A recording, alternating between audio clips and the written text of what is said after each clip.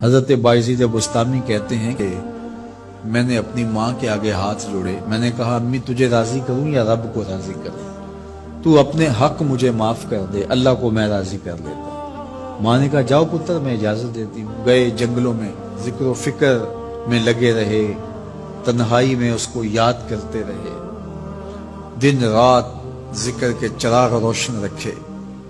12 سال گزر گئے حق کی تلاش میں۔ ایک دن واپس بستام کے قریب سے گزر رہے تھے، خیال آیا چلتے چلتے ماں کو سلام کر جاؤں۔ دروازے کو دستک دینے لگے تو اس خیال نے ہاتھ روک لیا کہ ساری زندگی ماں کو سکھ تو دیا کوئی نہیں، اب دکھ بھی کیوں دینے لگے؟ رات کا ایک پہر بیت گیا ہے، سردیوں کی لمبی رات ہے، ماں بستر میں لیٹی ہوگی، تیرے لیے اٹھے گی، دروازہ کھولے گی۔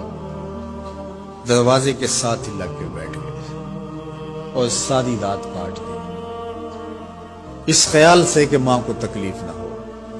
جب سحری کا وقت ہوا تو اندر سے جو نالی آتی تھی اس نالی سے پانی آیا، سمجھ گئے میری ماں تہجد کے لیے اٹھی ہے اور وضو کا پانی ہے، تو فوراً دروازے پہ دستک دی۔ اندر سے آواز آئی بیٹا باعزید میں ابھی آئی۔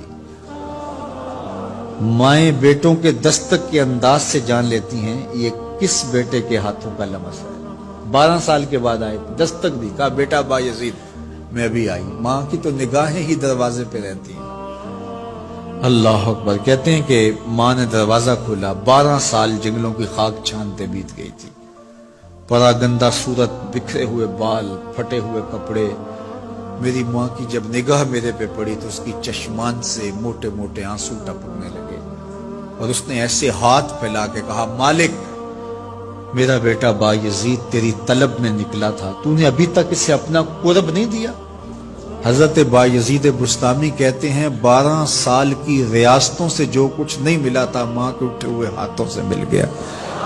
میں نے کہا مالک میں تجھے کہاں ڈھونڈ رہا ہوں، تو کہاں موجود ہے؟ تو ماں باپ کی رضا اللہ کی رضا کا دروازہ کھولتی ہے۔ جن لوگوں کے ماں باپ ناراض ہیں اور وہ جا کے پیر صاحب کی خدمت کرتے ہیں اور میاں ماں کے قدم چومو، باپ کی ٹانگیں دباؤ، ان کی خدمت کرو، تمہارے پہلے مرشد وہ ہیں، ان کو راضی کرو، پھر کسی شیخ کامل کی صحبت میں آنا، دیکھو کیسے دل کی بند کھڑکیاں کھلتی ہیں۔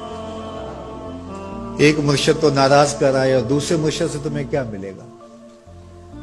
تو راستہ یہیں سے کھلے گا۔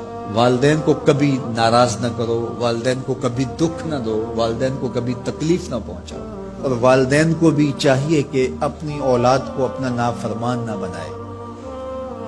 ایک بزرگ فرماتے ہیں کہ مجھے برابر 30 سال ہو گئے ہیں کہ میں اپنی اولاد کو کوئی حکم ہی نہیں دیا، کوئی حکم نہیں دیا۔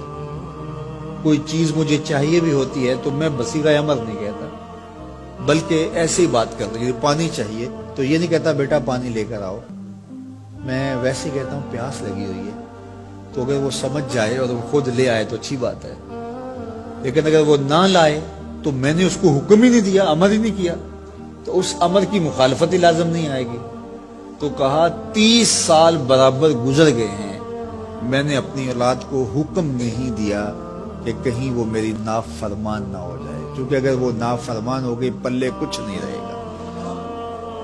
جو اولاد ماں باپ کی نافرمان ہوتی ہے وہ ہوا میں بھی اڑیں، وہ چرخ پہ بھی جھولیں، وہ زمین پہ گرنے والی ہوتی ہیں، کبھی کامیاب نہیں ہو سکتی وہ اولادیں جو ماں باپ کی گستاخ، بے ادب اور نافرمان ہوتی ہیں۔ وہی اولادیں سرخرو، کامیاب اور کامگار اور بامراد ہوتی ہیں جو ماں باپ کی خدمت کرتی ہیں، ماں باپ کی دعائیں لیتی ہیں۔